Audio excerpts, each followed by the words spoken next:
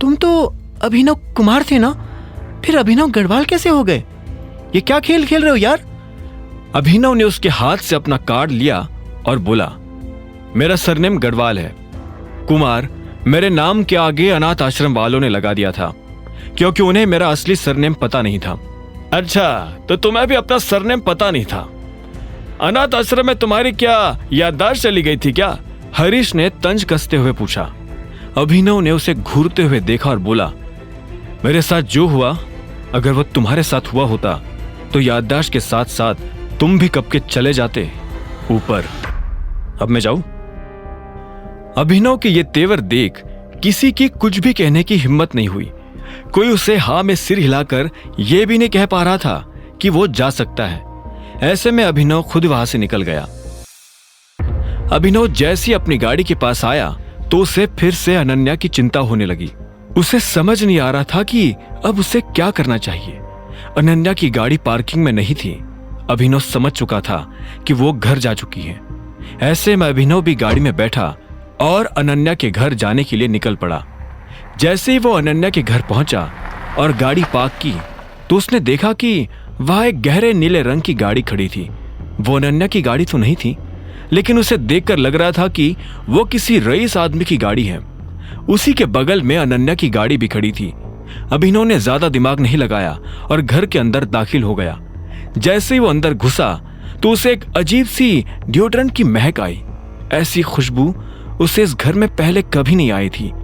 तुम्हारा बहुत बहुत शुक्रिया, अगर तुम नहीं होते तो पता नहीं आज। इतने में अभिनव को राजीव की आवाज सुनाई दी।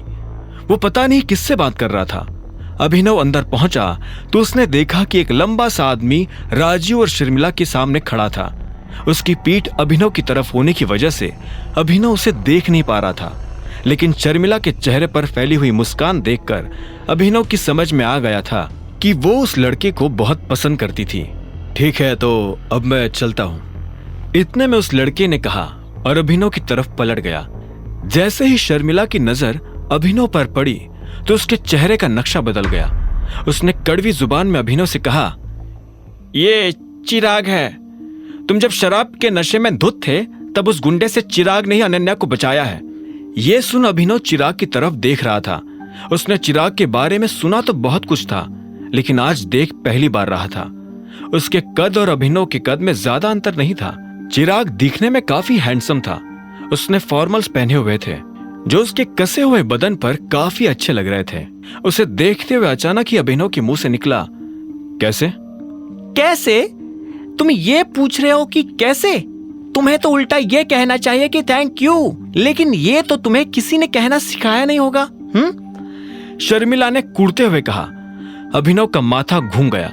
सारी मेहनत उसने की और सारा क्रेडिट चिराग लेकर जा रहा था। इससे पहले कि वो आगे कुछ कह पाता, शर्मिला ने मुस्कुराते हुए कहा, चिराग इस घर का दामाद होने वाला है। इस पर अभिनव ने कहा, पर आपकी तो एक ही बेटी है, तो फिर ये किससे शादी करेगा? बेवकूफ, मेरी जो एक बेटी है ये उसी से शादी करने वाला है। ये सुनकर चिराग के चेहरे पर हंसी आ गई। उसने हाथ मिलाने के लिए अभिनव की तरफ हाथ बढ़ाया और बोला, नाइस टू मीट यू। अभिनव ने भी उससे हाथ तो मिलाया, लेकिन उसके हाथ को जोर से दबाते हुए बोला, तुम्हें पता नहीं कि अनन्या पहले से शादीशुदा है और उसका पति मैं हूं। इसके बाद अभिनव ने उसका हाथ इतनी जोर से दबाया कि चिराग का हाथ दुखने लगा। ये देखते हुए शर्मिला बोली, क्या कर रहे हो? जान से मार दोगे क्या बेचारे को, गुंडे कहीं के? अभिनव ने चिराग का हाथ छोड़ दिया। शर्मिला ने आगे कहा, क्या कर रहे थे तुम ये? तुम्हें क्या लगता है कि ये तुम्हारी तरह हर जगह लड़ाइयां करता फिरता है? ये एक अच्छा सभ्य और खानदानी लड़का है। अनन्या तुम्हारी पत्नी नहीं है। तुम अपने आप को उसका पति मान सकते हो, लेकिन टेम्पररी उसका परमानेंट पति तो चिराग ही बनेगा। चलो चिराग, मुझे एरो गैरो के मुंह लगना पसंद नहीं है। और वो चिराग को अपने साथ वहां से ले गई। ये सब सुनते ही अभिनव का सिर दुखने लगा था।